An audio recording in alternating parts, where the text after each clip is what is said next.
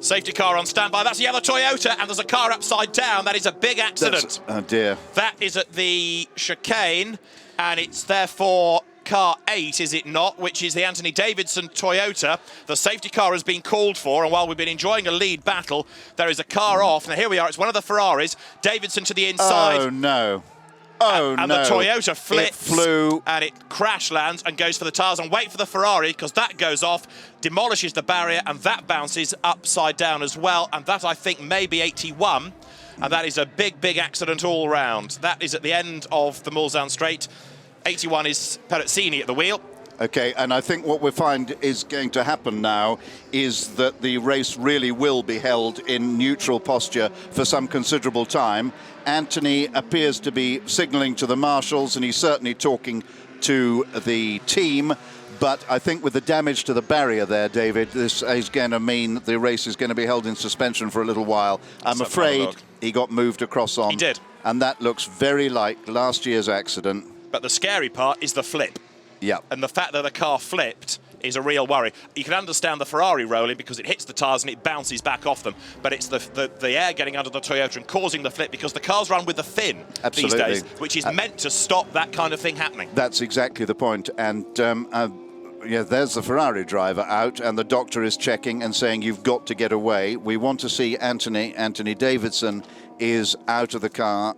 That is, just to confirm, Piergiuseppe Perazzini, the Italian gentleman racer, so he's okay. It confirms that it was 81, Perazzini, and he was the man of the Ferrari that moved across, basically.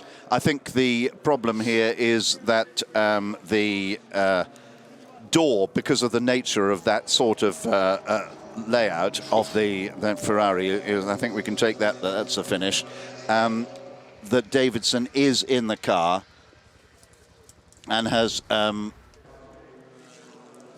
He wants to get going if he can. It's got 3 wheels on it. If he can limp what there is of it back, amazingly enough. Yeah, as you say, David, from my time at Lola Cars onwards, the FIA and people have worked very hard to stop cars doing exactly what's happened just there. We were promised that couldn't happen now because of the way the cars were designed, and I'm afraid it has. And I'm afraid, sir, that was entirely your fault. And it is faintly reminiscent of last year's Ferrari 458 running into Mike Rockenfeller. We've got the doctor here now, and we're going to see what's going to happen. And the incident is under investigation. I suspect that Perazzini has he does have a case to answer and will be summoned to the stewards. Anthony Davidson, I think any thought he had of dragging that car back really is not on, because that was a big, big hit. The more you look at it, it's a huge hit. Yep. And the barriers are certainly damaged. This is going to be a long safety car period. Let's not delude ourselves.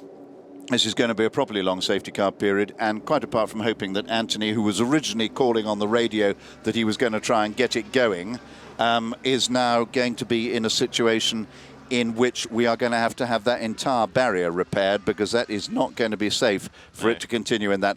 And what a shame for everybody concerned.